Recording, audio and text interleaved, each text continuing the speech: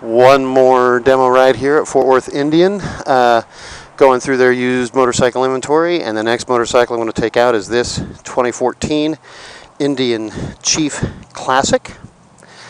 This motorcycle's had some upgrades done to it.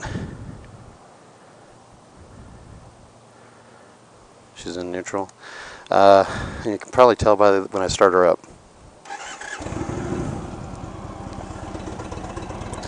This motorcycle's had a full Stage 1 kit put on it. So Stage 1 slip-ons that are the factory make, the Indian pipes, as well as the 6-shooter exhaust tips that are put on it. Got this little leather cover on the back fender. They added a passenger pillion to the Classic, which is not standard, as well as the passenger pegs. Put in a heel toe shifter and a mustache bar, this leather fork bag, and the driving lights. Those are all additions, as well as these custom mirrors. So let's see how she behaves with the full Stage 1 upgrade. Slip-on pipes, tips, factory upgraded intake, and engine's totally remapped. I got a little over a quarter of tank of gas, so that ought to be just fine. Let's check the mirrors before I go anywhere this time. Didn't do that on the Chieftain.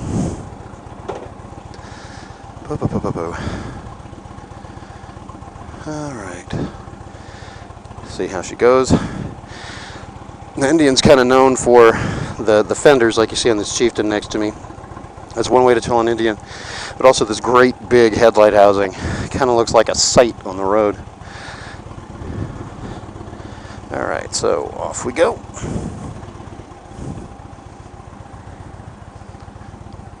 Howdy, howdy. And they got an oil change kit for a Scout.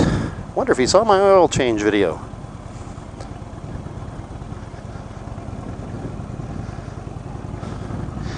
Now, in 2014, when Polaris first came out with their version of the Indian mark of the Indian brand, or what Indian enthusiasts refer to as the Spirit Lake era, because they're assembled in Spirit Lake, Iowa. It's where the Indian motorcycles are built, along with Victories and stuff.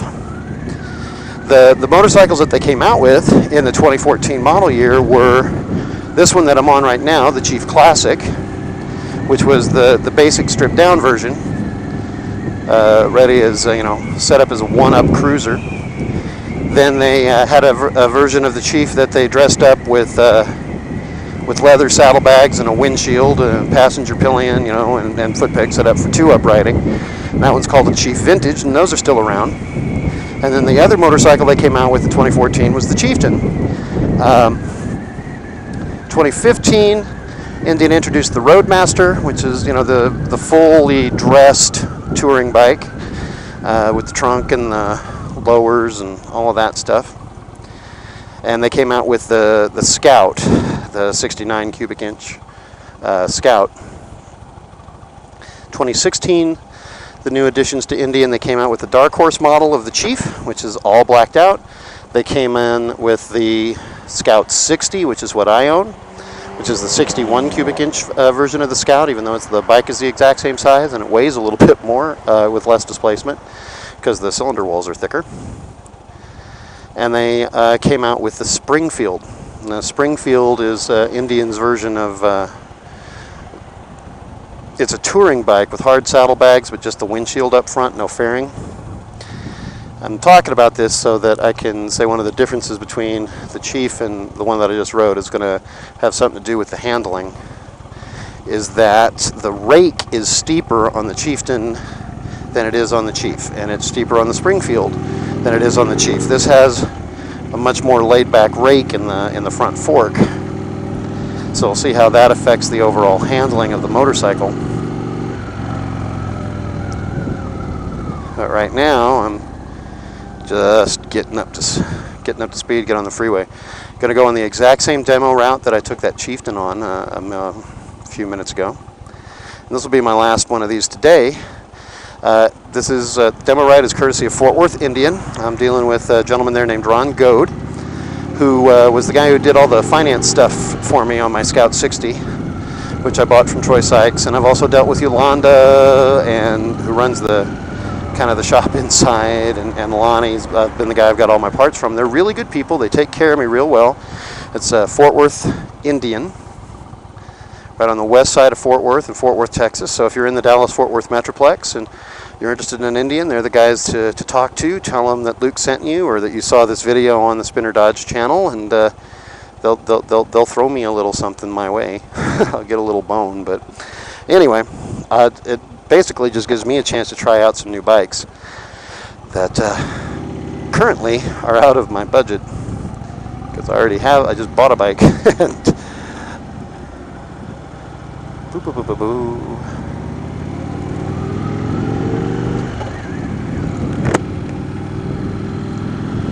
But I'll put all the Fort Worth Indians information down in the description, the website, phone number, all of that stuff. This is going to be the wind in my chest that I'm used to from my Scout, because I don't have a windshield on her. And I already am feeling a big difference in the wind with the Chieftain, which is to be expected. Now, again, I'm on the freeway doing 60, and I just barely got into 4th gear. This is a 6-speed transmission. This motorcycle still has the Thunderstroke 111 engine, which has plenty of power. I did look up the weight on these, and for some reason the number 831 is sticking in my head. I don't know if that's the dry weight or the wet weight, but when I was coming up here, I thought I'd be on a Chief first, so I didn't look up the stats on the Chieftain, but 831 is in there somewhere.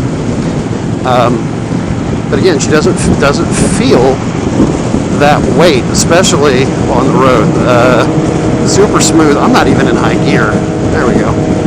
Now I'm in 6th. Tachometer just kicked down to 2,500 RPM. The Thunderstroke 111 engine, on no matter what motorcycle it's on, the Chief Classic, the Chief Vintage, the Springfield, the Chieftain, the Roadmaster, the Thunderstroke 111 stock is capable of 119.2 foot-pounds of torque at 3,000 RPM. That's one of the stats that I memorized. So I'm not even in this motorcycle's happy range. When I was in 5th gear there, about 2,900, I was close to it. But that was freeway speed.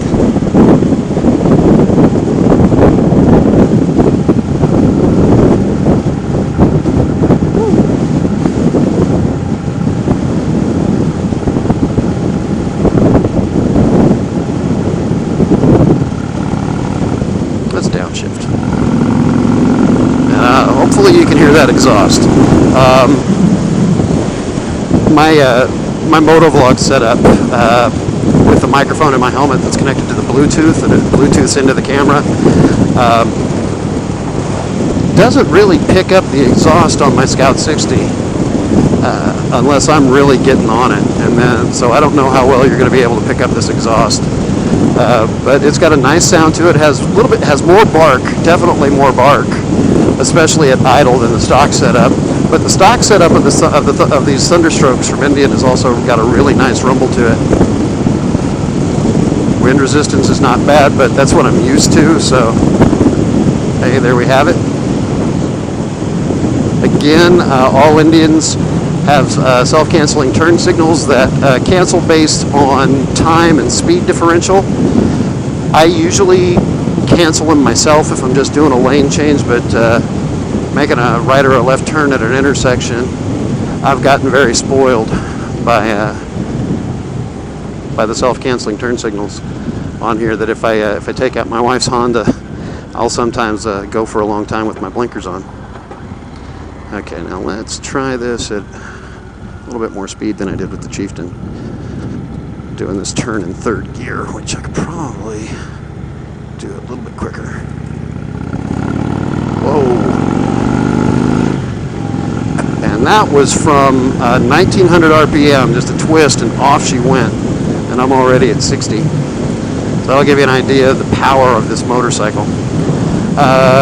Let's see, you've got a gear shift indicator that's in the center cluster. You've got a gas gauge.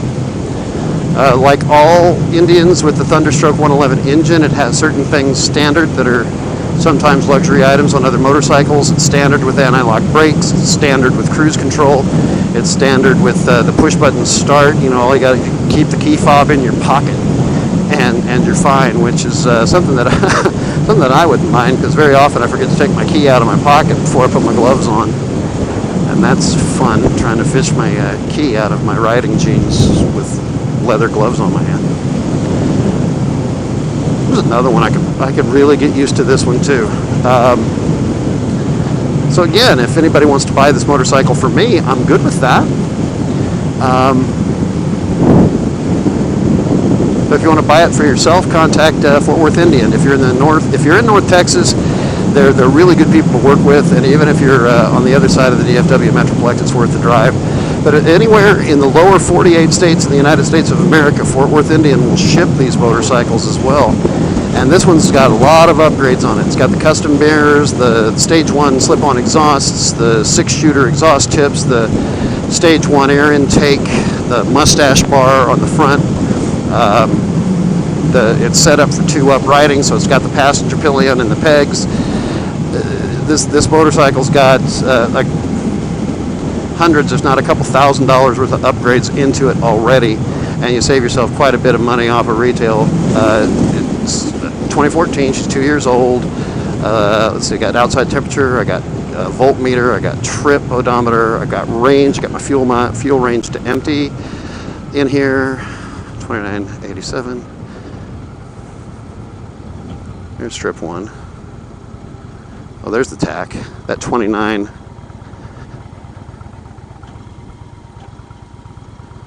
Yeah, 2,986. That's the total miles on this motorcycle. 2,986 miles. This is a 2014 with 2,986 miles. That astounds me. I have my 2016 Indian Scout that I bought from Fort Worth Indian back, let's see, I got it in February, it's August now, so 6 months ago. This motorcycle is 2 years old, if almost 3 years old, this Chief Classic that I'm riding right now. My Scout is 6 months old, and I've got almost 6,000 miles on my Scout, so to me, this is still a new bike. This has got less miles on it than mine, even though it's 2 years older. So you could definitely save yourself some money and get a very much like new motorcycle. These Indians are so smooth, and they're so powerful. I have been on I've been out to demo days at a Victory dealership, at Fort Worth Indian, and at a couple of Harley dealerships. And the Indians are way smoother, in my opinion. This is my opinion. And no, I do not work for Indian Motorcycle, but I do really love my Scout. And they're nice enough to let me take out some of their toys right now. So, but I'm saying it because I really do believe it, that the Indian is smoother than the Harley, is definitely more powerful than the Victory, and comparable in power to the Harley CVO. So, if you want to compare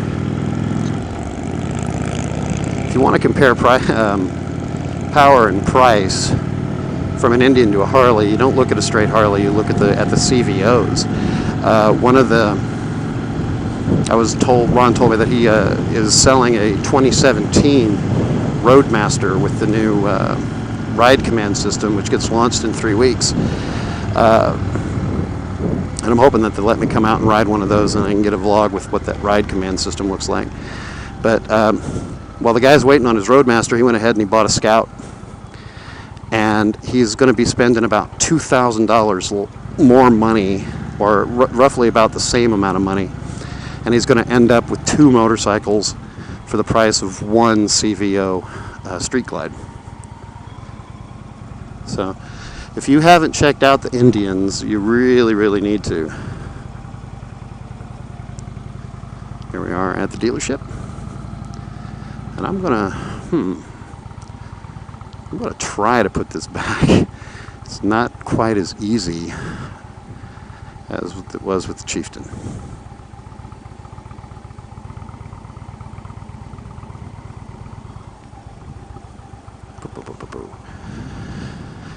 I don't want to go to full lean or try to scrape the boards on this. It's not my motorcycle. It's going to be somebody else's. So I want to be very, very careful. But I also don't want to cause these guys any extra work having to put them away.